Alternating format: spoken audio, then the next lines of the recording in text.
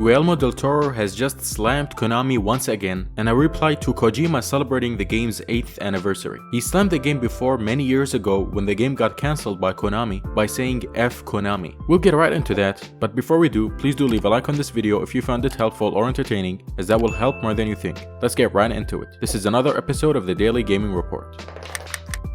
Hey, what's up guys, OP Gamer here, and Silent Hill PT released 8 years ago to be exact. So Hideo Kojima took to Twitter to celebrate the game's 8th anniversary by tweeting this out. It's been 8 years. The tweet has gathered over 200,000 likes in under 24 hours, which just shows how many people really like this game and wanted to come back. Unfortunately, due to copyright issues, it is just not possible for Kojima to bring this game back because Konami owns the game, and sadly they also own Metal Gear Solid as well. After Kojima made this tweet, Guillermo Del Toro also took to Twitter and replied to Kojima's tweet by saying FK. If you don't know what that means, it basically means F-word Konami, and this reply also gathered a lot of traction as well, getting over 40,000 likes. Now if you recall, on December 2nd, 2016, Guillermo Del Toro also said this, but even more clearly. He literally just said F Konami in a reply to the Game Awards tweet, celebrating Hideo Kojima's success while promoting Death Stranding. Many people say that this is possibly a hint of PT coming back, but Hideo Kojima always does this with games and celebrates the game every time a year passes by. Even a year ago he celebrated PT's 7th year anniversary.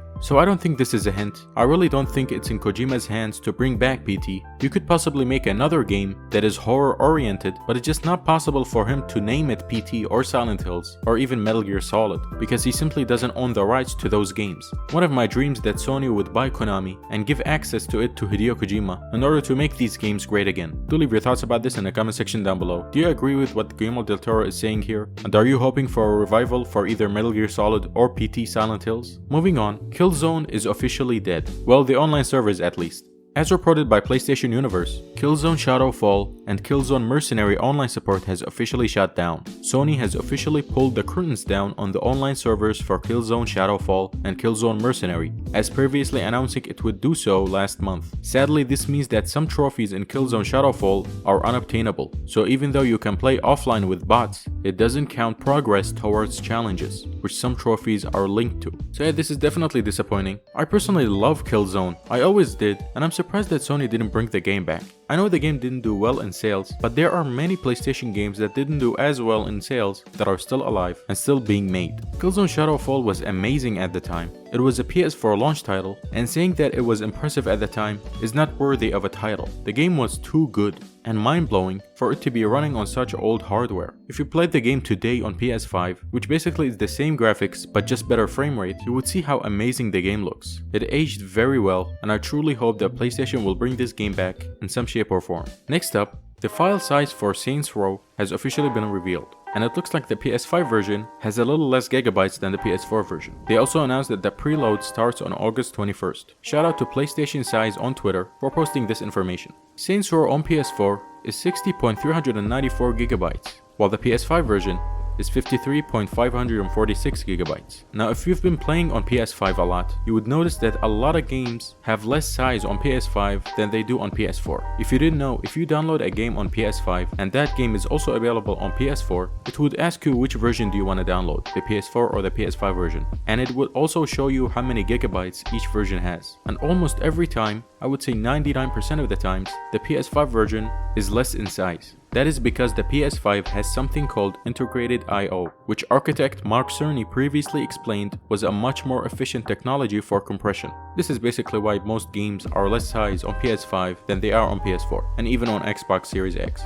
But yeah, I mean, Saints Row being over 50 gigabytes, I'm not surprised. Saints Row is an open world game, and it's pretty good in size, and the graphics are alright. 50 gigabytes is pretty standard for a game like this. I would imagine a game like GTA 6 would be over 100 gigabytes, but Saints Row graphics aren't really that impressive, and the gameplay isn't impressive as well. But I do think every Saints Row game was at least fun to play. It is guaranteed that you will have fun with the game, but it's just not something that I would get on day one or be super hyped about. Let me know if you're excited for Saints Row, and if you are, what makes you excited about it? Maybe I can also join the hype train as well. The last news of the day, if you recall, on the last episode of the Daily Gaming Report that I did, we reported that Alone in the Dark has been leaked, and I said that it was 100% true because they showed in-game images and the box art as well. Well, it's been confirmed. THGW Nordic has announced Alone in the Dark remake, and the PlayStation blog website has posted about it as well, giving us a lot more information about it. Experience the franchise that defined the survival horror genre and paved the way for classics like Resident Evil and Silent Hill.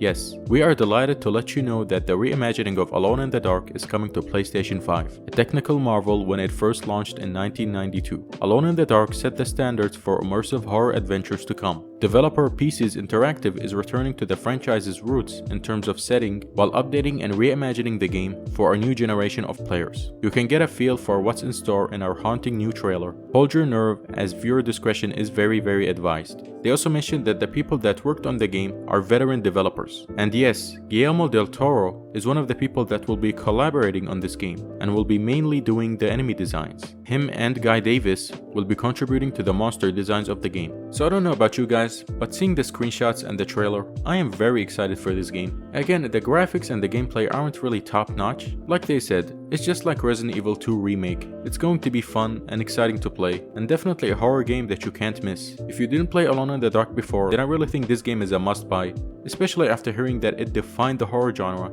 and that Guillermo Del Toro will be working with them. I will definitely be checking this game out when it comes out. That's it for this episode. Do leave your thoughts about everything discussed, and again please do leave a like on this video as that will help support me to make more content like this. Also subscribe to the channel for your daily gaming news. Don't forget to hit the bell notification icon to never miss any future uploads. That's all from me now. I'll catch you next time.